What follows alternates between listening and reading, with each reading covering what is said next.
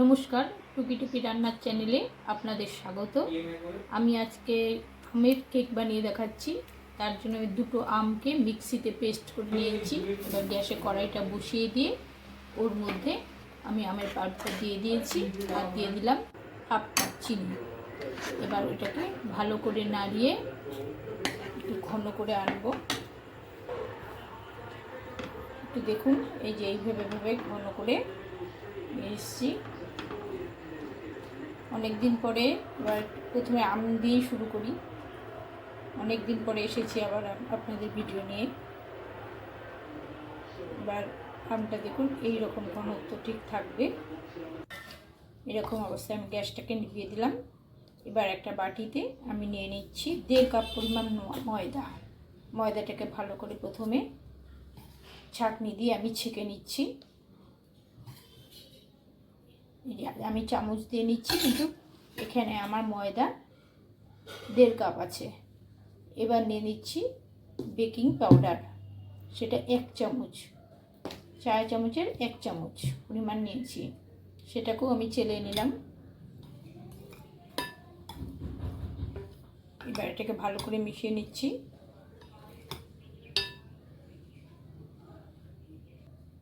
এবার ভালো করে মেশানো হয়ে গেছে। এবার একটা বাটি, আমার একটা অ্যালুমিনিয়ামের পাত্র নিয়ে নিয়েছি। আপনারা চাইলে বাটার প্যানগুলো থাকলে সেটাও নিতে পারেন। আমার কাছে এটাই ছিল, আমি এটাই নিয়েছি। এটাকে এবার আমি তেল ব্রাশ করে নিচ্ছি। এবার তেলের উপর আমি ময়দা ছড়িয়ে দিলাম।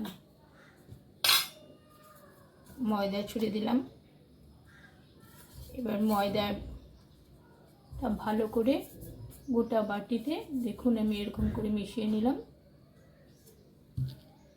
বাটারটা এইবার আমি একটা যে ময়দার বাটিটা ছিল সেটা নিলাম। এটাতে হাফ কাপ পরিমাণ চিনির গুঁড়ো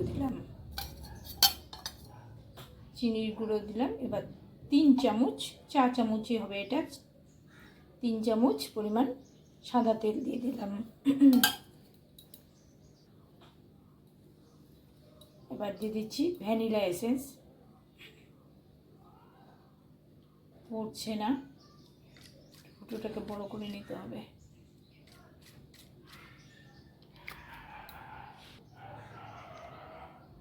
এবার পড়েছে 4 ফোঁটার মতন পড়েছে। এবার সেটাকে ভালো করে মিশিয়ে নিচ্ছি। ভালো করে মিশিয়ে নিয়ে এবার আমি অল্প দুধ দিয়ে নিলাম। দুধ দিয়ে আগে ভালো করে জিনিসটাকে মিশিয়ে নিচ্ছি। এবার পুরো দুধটাই আমি দিয়ে দিলাম। টোটাল 1 কাপ পরিমাণ দুধ এখানে মিশিয়ে নিচ্ছি ভালো করে। দেখুন এইরকমভাবে ভালো করে মিশিয়ে একই ডিরেকশনে ঘোরাতে হবে এটা। এইভাবে ঘুরিয়ে আমি ব্যাটারটাকে ফেটিয়ে নিলাম। এই যে এইরকম ঘনত্ব থাকতে হবে। এবার আমি ওটাকে কিছুক্ষণের জন্য ঢেকে রেখে দিলাম। এইবার আমি আমার কাছে রাইস কুকার ছিল, আপনারা যে কোনো পাত্রে করতে পারেন, কড়াইতেও করতে পারেন। সেটার মধ্যে লবণ দিয়ে আমি একটা স্ট্যান্ড বসিয়ে দিয়েছি। এবার সেটাকে 5 মিনিটের জন্য ভাপে রেখে দিলাম। ওটা এবার গরম বসিয়ে নিয়েছি। এবার এদিকে আমি যে আমের পাল্পটা করে রেখেছিলাম সেটাই ব্যাটারটার মধ্যে দিয়ে দিচ্ছি। পুরোটা দিব না, কিছুটা রেখে দেব, আমার পরে কাজে লাগবে। সেই জন্য এবার এটাকে দিয়ে ভালো করে মিশিয়ে নিচ্ছি। খুব ভালো করে মেশাবো। এখনও ভালো করে মেশানো আগে ইয়েটা দিয়ে এবার ভালো করে মিশিয়ে নিচ্ছি।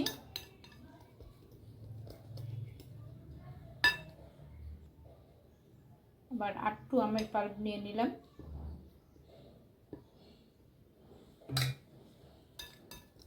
আর একটু নিলাম। এবার রংটা সুন্দর এসছে দেখুন। ঘনত্বটা ঠিক এই টাইপেরই থাকবে। এইবার আমি যে টিনের পাত্রটা রেখেছিলাম ময়দা মাখিয়ে সেটার মধ্যে এই মিশ্রণটাকে আমি ঢেলে দিচ্ছি। সারা বাটিটা পুরো ছড়িয়ে আমি এটাকে ঢেলে দিলাম।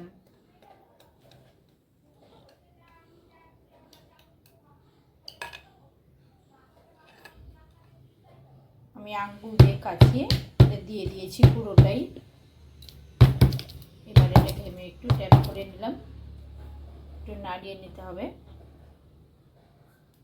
নাড়িয়ে নেওয়ার পরে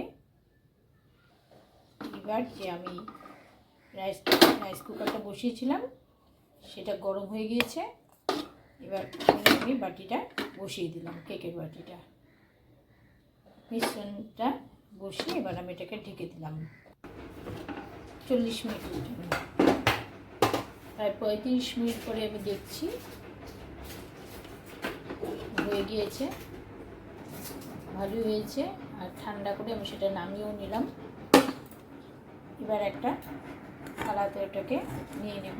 আগে আমি চাকু দিয়ে জিনিসটাকে একটু আলগা করে দিচ্ছি যাতে খুলে যেতে ভালো সুবিধা হয়। এবার থালা দিয়ে সেটাকে উল্টে নেব। এই যে উল্টে নিয়েছি, দেখুন কোনো অসুবিধা হয়নি খুলতে, আর কি সুন্দর নরম হয়েছে, একদম নরম হয়েছে। দেখুন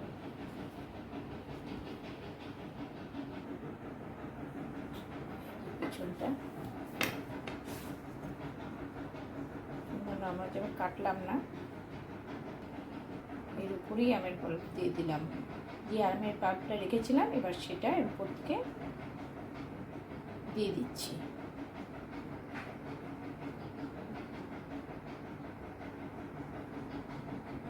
এইভাবে সুন্দর দিয়ে দিলাম।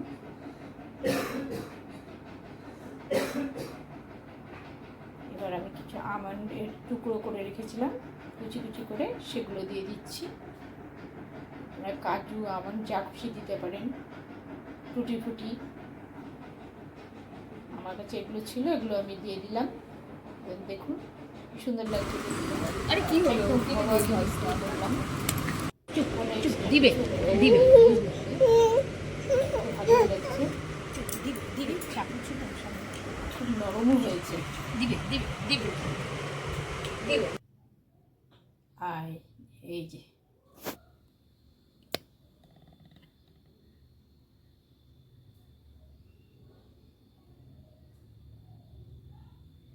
হ্যাঁ, দেখতে খুব ভালোই হয়েছে।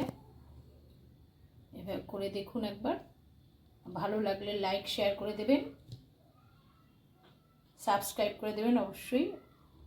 তার জন্য আপনাদের সাবস্ক্রাইব করার জন্য আপনাদের অনুরোধ রইল।